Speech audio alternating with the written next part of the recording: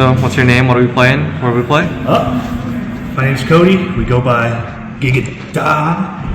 We were playing Cell for the Virginia Regional. It's top 32, got 29th. Went down just to get a serial. That was the goal. We did it, so we got what we wanted. Perfect, sounds good. Run me through the list. Run me through the group. Well, it's pretty simple. You always play the good cards at 4. So you started off with the cantrips, you just got to play them. Wish there was a 17 that was playable, but it is what it is. Obviously way better than a cantrip. It tops 3s, but you bottom deck your supers, but everything's a 10K, so it doesn't really matter too much. You just got to see your pieces, and once you see your pieces, you kind of just win the game. Flat pay, use the effect once in tournament, because thought it would be better for, in the end game for grabbing Cell Juniors, but we'll talk about that later. Android 16. The 2-drop's better, but you got to energize something, and it's a 10K, so it doesn't matter too much. The effect does just turn off your lead, turn on your leader, so it is really good to just end game for 3 mana. Say I'm swinging 40 at your face, and minus 20 is a minus 20, draw's a draw. The instant Kami.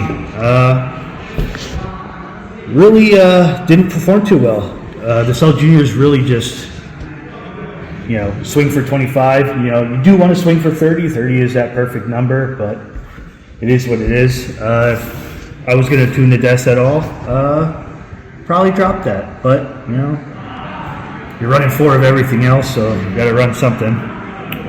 This card, Defense Force. People weren't playing it. I think it's one of the better cards in the deck. A way to stall this deck out is to slow awaken it, but you really don't need your leader ability until end game. So when people slow awaken you, you just do your chain, throw out a cantrip, buff up your leader to 20 when you're in front side.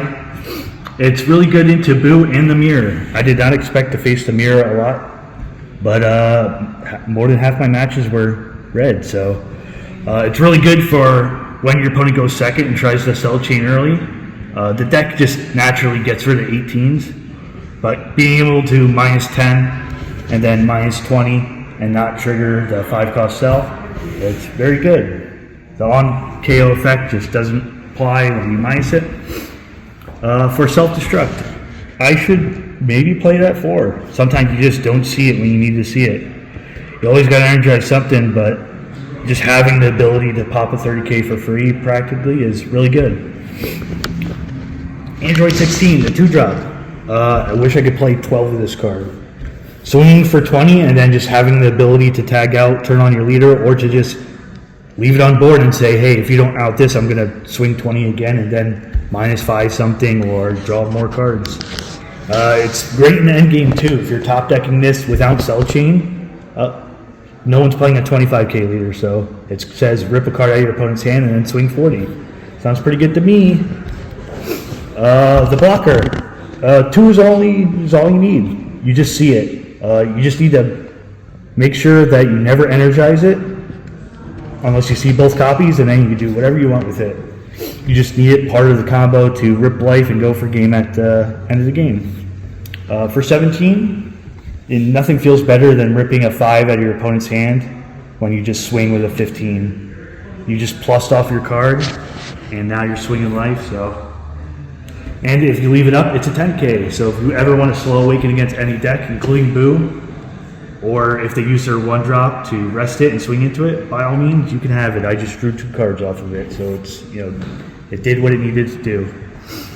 Start down here with the cell chain. Obviously, this is the best part of the deck. The 4 into the 5, playing the Cell Juniors. The mirror. I think going first is better. Everybody wanted to go second and try to cheese out a 4-drop early. In the mirror, you just can't do that. There's too much minusing in the deck. There's no critical mass of 18s that you can keep on the board. And people were teching in the 3-drop at minus 10, so I don't know what people expected when they were going second, but every time someone made me go first, I felt like I won the game just on that. For the 5-drop cell, if you ever stick this for more than one turn, it feels like you win the game because you get to just swing 30 every turn. if they waste time to try to like get around the KO effect, they're usually playing suboptimal cards to do so. So it is what it is. This is the purpose for going second, I think. In my mind, people wanted to go second to drop this a turn early and then sell junior. So it'd be -20. You get a free swing off of sell junior and then -10 so that you get around the on KO effect. But the problem with that is you just went -3 in your hand because it's not the sell chain, it doesn't draw cards. And it feels like I could just go -5, pop it with event, and I win the game. So this card's really good. I underestimate this card. It's good into all the rogue matchups because everyone's swinging 20, 25s. So if you go into Kid Coup, if you go into the Bulmas, the Green Vegetas, the Giblet, it kind of just wipes the board for free, and then you just do the cell chain, the next turn. And for Cell Junior, it's great. The card's great. I wish it was a 2-drop so you could play it early and pressure board early, but it's really good. I feel like in the mirror, whoever saw all 4 kind of just won, because if you see all 4, you get to just pressure so extremely, and then you can't get rid of the guys on board effectively, like in the mirror. Another comment about the mirror, or into 18 as well. If you use 2 or more and you aren't establishing like a win con, like getting them down to like 2 or 1 life, and you wasted like 3 Cell Juniors, you kind of just dumped your hand to buff them up to try to win, and now they're going to just outvalue you every turn. So I wish I had more experience in the mirror, but it did teach me a lot. You mentioned the mirror and some of your matchups. Run us down what you went through for your replacement here. What were your matchups like? The first 3 rounds, it was all red mirrors. It was all just sell, sell, sell, sell, sell. I did not expect it. I really did not expect everybody to go into this regional with just red. I expected to phase only boo and then maybe a couple sell here and there. I didn't see a boo until the last round, and it kind of pushed me out of top 16, but we take those. I believe round 4 was Baby. I think that's a bad matchup for Baby. It was a Brildo variant specifically, and he did the chain once. I ripped like 10 cards out of his hand by pressuring board and just getting away with everything. The Great Ape and Baby, not good.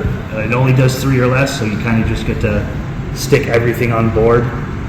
I think he got kind of unlucky though. He didn't see his Gogeta on her, because I feel like he wanted to Gogeta my cell and try to establish game that way. But you energized one, so if you energize your boss monster and expect to see the other one, sometimes you just don't see it. So don't do that, kids. Do not energize your boss monster. Specifically for this card, do not energize this. This is the only part of the chain you cannot get back.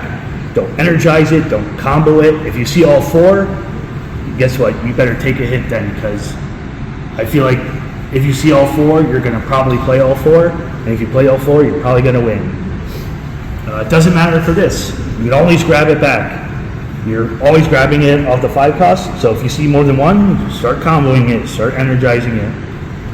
If you want 2, because you want to grab something different off the effect, by all means, you can grab anything else a part of the chain. Do remember that the 2 cost 16 is just copies, 8, 9, 10, 11, 12, 16 of your 18s. So just always make sure you have one part of the combo in hand.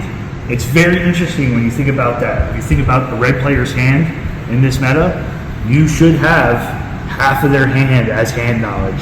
Keep track of what they add, keep track of each piece of the cell chain, so there's probably a 5, a 0, and then 2 10s at least in their hand. So 4 cards usually of their hand.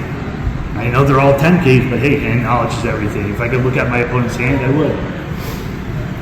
Matchup wise, other than that, my only other color was Kid Coup. It was very close. He started every turn with activating leader ability, tri-beaming my boss monster, and then starting there. But the problem that Kid Coup has is the opposite of Cell. All of the cards in his hands are 0s. He added back 4 extras over the course of the game. With an 8-card hand, you know that there's probably like 2 supers, a 5, and a 10. He just could not get over the value engine of Cell.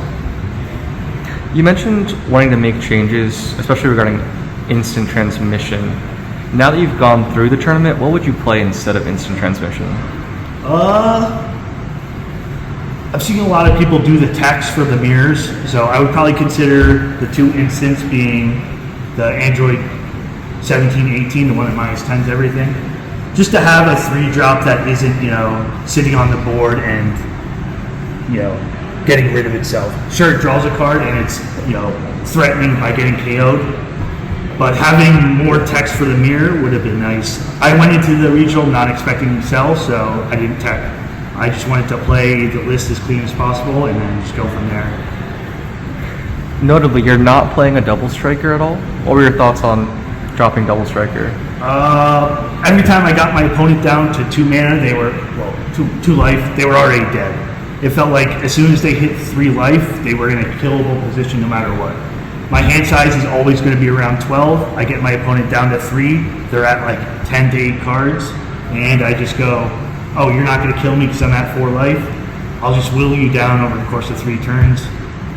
Every card replaces itself and draws a card, and then I will just go for game with Cell Juniors. It doesn't matter because double strikers are crap in red. There's not a good double striker. If they printed a Cell double striker, I'd be playing it. But it doesn't exist, so why play it? Got it, thank you. Any other thoughts, any other comments on the event, shout outs, anything like that? I want to shout out to my boy Sensei. It's the one Cell player that got, top 8. I made him lock in.